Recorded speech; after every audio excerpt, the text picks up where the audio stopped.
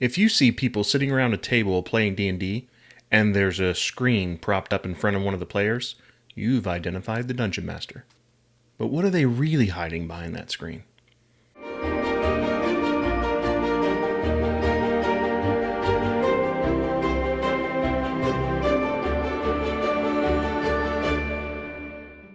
Welcome to Geek Philosophy, where we love geeky wisdom. If you're new to the channel, my name is Brian, and we release new videos weekly, so please consider subscribing and turning on the notifications so you don't miss out on any of the content. I have to mention here, of all the people watching these videos, most of them aren't subscribing, so if you're watching this and you find it useful, subscribe. Speaking of subscribers, we hit 200! Which is pretty amazing considering I just put out the 100 subscriber video not that long ago. So, thank you. I appreciate it, and I'm going to have something for you toward the end of the video, so stick with me. I was recently thinking about the concept of the Proscenium Arch. You know, that sort of arch that frames the opening between the stage and the rest of the theater in a play, or really in a movie theater for that matter. I'm no expert, but it comes from ancient Greek theater, and the Proscenium Arch kind of served as an unspoken agreement with the audience.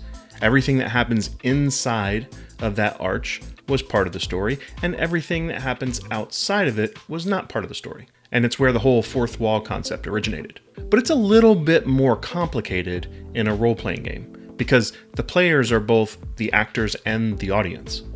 And the play is being written as it's being performed, so to speak. I know it's not a play, but you get where I'm going with this. And we don't usually play D&D in a theater or... Wait a minute, maybe some of us do. So that means that we don't have a Proscenium Arch, right? Well... There are a bunch of reasons that a DM may opt to use a screen. The obvious reason is hiding things from the players, and this may include adventure notes, or maps, or miniatures for creatures that haven't been revealed yet, all kinds of stuff. For me though, I use it for three specific reasons. The common rules I don't want to have to keep locked in my head, notes to help me with improvisation, and the ability to fudge dice rolls if I think it's necessary for the game. Alright, I know, there's an age-old debate about fudging dice rolls, and I'm not going to get into it in this video, but Matt Colville did a great job a few years back specifically around this topic, so I will refer you to that one. And since hiding dice is pretty self-explanatory, I mean it's behind the screen, let me take you through some of the information, those notes, that I include on my side of the screen. There's other stuff that I use too, but this is really the most important thing, and like I mentioned, stick around to the end and I'll tell you how you can get a free PDF download of these very notes that I'm showing today. So the first page here is combat and tactics, and I just want to make sure you understand that this is just the stuff that I find useful here. So things like actions, all of the different types, not just combat and casting a spell, but things like disengaging, or the help action, or the hide action, all the little notes that I need to make sure that I remember everything, and I don't have to keep it all in my head. I can just glance and see what the description is. So I also have this graphic about what you can do on your turn, which is move, action, bonus action maybe, or reaction maybe, and any of those can be done in any order depending on the way the player wants to handle it. So this is just a reminder not only to me, but so that I can explain things correctly to the players. I also have a little section about what is a bonus action and some examples of what they are. Some reaction examples, like when you trigger the reaction, you can make an attack of opportunity when something happens that would cause one. If you want to ready an action, the reaction is the trigger to make sure that that happens, or if you have a spell with a casting time of reaction, like shield, for example. There's also some rules around cover and concealment because I can never remember those, so I don't have to. I put them on my DM screen. That's the beauty of this, right? Again, these are just my notes, but I think they're pretty useful. So let me go to the next page. This is conditions. All the conditions that I can't remember all the time. Most of them I get pretty close to remembering, but then I forget one little thing about it. So having the conditions here, so I don't have to go to D&D Beyond and look something up, although that's really useful too, or go through my book if I need to. This kind of just keeps it at a glance. I find it useful. But in addition to that, something that doesn't always come up, and then whenever it does, I always have to look up, is Exhaustion. This is an example of, something that is a rule that may not pop up all the time in your campaign, but it's nice to have it just as a glance if you want to use it. It will also prompt you as a DM to kind of think about, I should be using Exhaustion maybe a little bit more. Maybe there's some reasons why I need to do that. So even if it's just to spark your ideas of what you can use within the game. All right, and here we have checks and difficulty classes. And this is something that is usually pretty easy to do on the fly, but just having it written down, what is a good DC for an easy task or a very easy task, all the way up to quote unquote impossible. So these are really useful for me, not only from a perspective of knowing the number, but also for knowing what are some examples of some easy things all the way up to very hard or so on. So I kind of broke it down by ability. So there's some for strength and dex and intelligence all the way throughout, and wisdom and so on. So that way I get some ideas of how I can handle some checks. There's also notes on spell save DC. I have to admit, this is probably the one that pops up more often than you would think, because new casters, especially new people that are playing spellcasters, don't always remember that some of their spells have a savings throw that the enemy has to make, and they're not all attack rolls. And so just having this at a glance is useful, not only for myself, but also to help ensure that they understand how it works too. There's also skill challenges, which is not a 5th edition rule, but I think it's important to incorporate into your game if you want to make things move quickly with a theme and have more of an action element, or some type of thing that is not necessarily combat. So I have the quick rules for how to run one. So from step 1 to step 5, and the challenge level, the approximate, here's how many passes they should get, how many failures it would take for that level, either easy, medium, hard, or deadly encounters. So I find it pretty useful. If you don't run skill challenges, don't use it. Don't use that at all. I also find this one to be useful if I've got new players, to kind of remind myself about some of the things that fit under the categories. I'll be honest, I don't use this page a lot. That's the beauty of this. You can use whichever ones of these fit the game that you're about to run, or the ones that you just feel are necessary. So skills and abilities are nice for me because it lets me kind of see where do all of the skills fit under the ability scores. So I like it. Another thing that I have here is a whole page on spells and magic, but it's not really detailed. It's just the at a glance, what are the common things that I think I need to have? So for example, detect magic. What happens when there's an active spell? What happens when there's a magic item? And what's the aura for different spell levels and things like that? It's useful to have at a glance. Also, light spells, the common ones. So everything from continual flame to daylight to light, all those things. What is the duration? How bright is it?